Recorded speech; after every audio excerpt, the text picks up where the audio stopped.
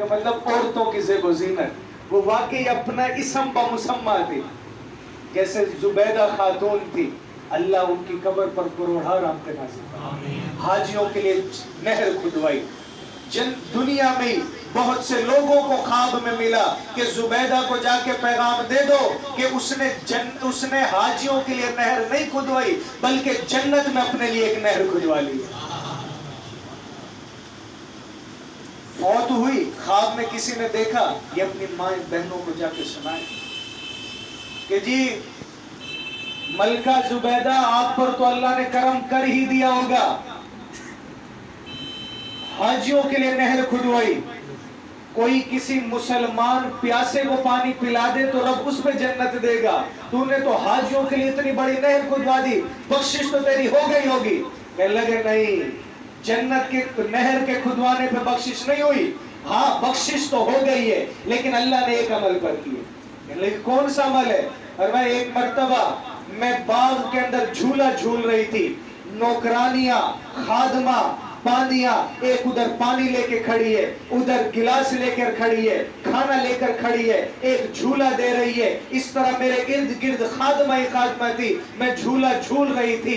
جھولا جھولتے ہوئے میرے سر سے دوپٹہ نیچے اترا، جیسے نیچے گرا وہاں سے مؤذن نے کہا اللہ اکبر اللہ اکبر. میں نے خادمہ کو کہا جھولا روک دو، ساری ایک طرف ہٹ جاؤ، پہلے میرے سر کے اوپر یہ دوپٹہ رکھو، کیونکہ اللہ کے نام کا ادب یہ ہے کہ جب اللہ کا نام بلند ہو تو کسی عورت کا سر ننگا نہیں ہونا چاہیے. زبیدہ بادشاہ کی بیٹی ہی ضرور صحیح، زبیدہ کی ہزاروں خادمائیں ضرور صحیح، لیکن اللہ کے آگے زبیدہ خادمہ ہے، اللہ کے آگے زبیدہ عاجزہ ہے، اللہ کے آگے زبیدہ محتاج ہے. اس اللہ کے نام کی برکت کے لیے، اس کے ادب کے لیے اس نے سر کے پر دوپٹہ رکھا تو اللہ نے فرمایا اے زبیدہ تم نے ہمارے نام کا ادب کیا، آج ہم تمہارا ادب کرتے ہیں اور تجھے جنت میں داخل کرتے ہیں. تو میرے بھائیو اللہ تو اس طرح بخشنے کے لیے.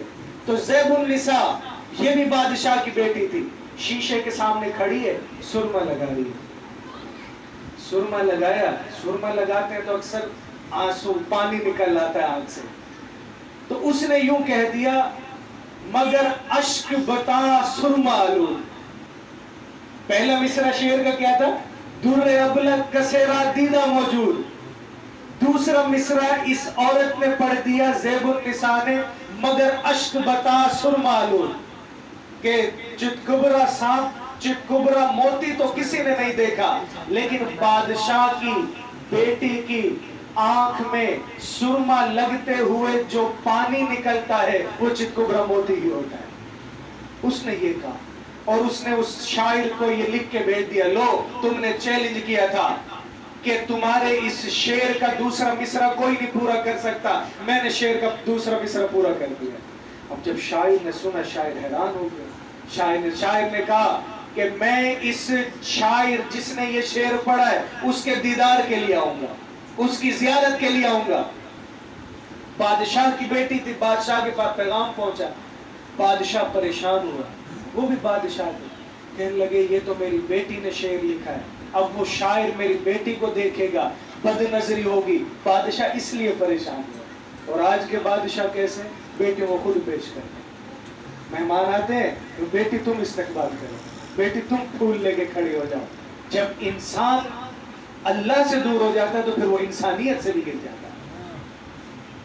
اب ادھر بادشاہ پریشان کہ یہ تو عجیب ہو گیا. دراصل وجہ یہ ہوتی تھی کہ جو بادشاہ ہوتے تھے وہ اگر ڈرتے تھے نا دنیا میں تو صرف شاعروں سے ڈرتے تھے اور کسی سے نہیں ڈرتے تھے. وجہ پتہ کیا ہوتی تھی؟ شاعر یا تو بہت زیادہ تعریف کر دے گا، تعریف کر دے گا تو پوری دنیا میں نام ہو جائے گا، اور اگر اس نے مذمت بیان کر دی، اس نے بے عزتی کر دی شعروں میں تو اس کے بھی. تو بتائیں جب کوئی بادشاہ کے سامنے شاعر اس کی تعریف کرتا، بادشاہ سب سے زیادہ خزانہ اسے دیتا تھا. تو میں آپ سے پوچھتا ہوں جب کوئی مجازی دنیا کے بادشاہ کی کوئی شاعر تعریف کرے تو وہ اسے نوازتا تھا، تو جب ہم حقیقی بادشاہ کی تعریف کریں گے تو کیا وہ ہمیں نہیں نوازے گا؟ وہ ہمارے گھروں کو بھر دے گا، وہ ہماری جھولیوں کو بھر دے گا، وہ ہماری زندگیوں کو مالا مال کر دے گا.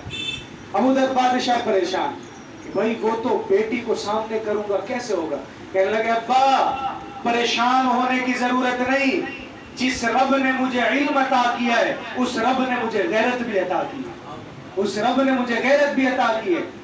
कहने लगी बेटी क्या करेगी। कहने लगे अब्बा जब वो शायर दरबार में पहुंचे बस मुझे बता देना कि शायर आ गया। शायर बादशाह के दरबार में आया, कहने लगे जी जो शायर है जियारत कराओ उसकी। किस शायर ने वो शेर का मिसरा पूरा किया है। बाप कांपते पाँव गया, बेटी वक्त आ गया है, आज तक हमने कभी अपनी बेटी को किसी गैर के सामने पेश नहीं किया, अब ये मजबूरी है कि उस शायर के सामने जाना है। तुमने इस शेर का मिसरा पूरा तो किया, चैलेंज तो पूरा किया, लेकिन बड़ी परेशानी खड़ी कर दी। तुमने तो शेर पूरा कर दिया, आज हमारी गैरत का जनाजा निकलेगा। बेटी ने कहा अब्बा परेशान क्यों होता है, मैं एक शेर लिख कर देती हूँ, ये शेर जाके उस शायर को पेश कर देना। वो शेर क्या लिखा, वो शेर क्या था, वो शेर सुने। बुलबुल अज गुल व गुजर्द दर चमन बेयंद मरा, बुत में कुनंद गर बरहमन खाकन बेयंद मरा, दर सुखुन मखफे मनम चूबुए गुल दर बरगे गुल, हर कसरा अज दीद मेरी दर सुखन बेयंद मरा। अगर कोई चाहता है कि शायर की जियारत करे, जिस तरह फूल की खुशबू फूल की पत्तियों के अंदर छुपी हुई होती है, इसी तरह मेरा जो दीदार है मेरे कलाम में छुपा हुआ है। अगर बादशाह के पास ये आने वाला शायर ये चाहता है कि मैं शायर की जियारत करूं, तो उसको चाहिए शायर के कलाम को पढ़ ले। तो मेरे भाइयों, जब एक दुनिया का शायर, दुनिया की एक औरत, दुनिया का बोलने वाला ये कह सकता है कि मुझे देखना है तो मेरे कलाम को देखो, तो जब मेरे रब ने कहा है कि मुझे देखना है तो मेरे कलाम को देखो, तो मैं उस पर यकीन क्यों नहीं करता। मेरे रब ने कहा है कि जो कुरान पढ़ेगा, मेरा ऐलान तो ये है कि ला तुदरिकुल अबसार व हुवा युदरिकुल अबसार व हुवा लतीफुल खबीर, कि उस रब को कोई देख नहीं सकता, लेकिन जो मेरे कलाम को पढ़ेगा मैं रब उसको अपना दीदार और ज़ियारत करा दूंगा। ये अजमत कुरान है। इस कुरान को हम अपने सीनों से लगाएं। इस कुरान ने हमें यह भी बताया है कि भाई अगर तुमसे कोई गुनाह भी हो गया है तो घबराने की कोई बात नहीं, वो अल्लाह गफूरुर रहीम है। कुरान करीम की एक आयत है, उसका शान नुज़ूल मैं आपको सुनाता हूँ। आखिरी बात कहने बात खत्म करता हूँ। एक सहाबी रसूलुल्लाह सल्लल्लाहु अलैहि वसल्लम की मजलिस के लिए निकले, रास्ते में बदनजरी हो गई।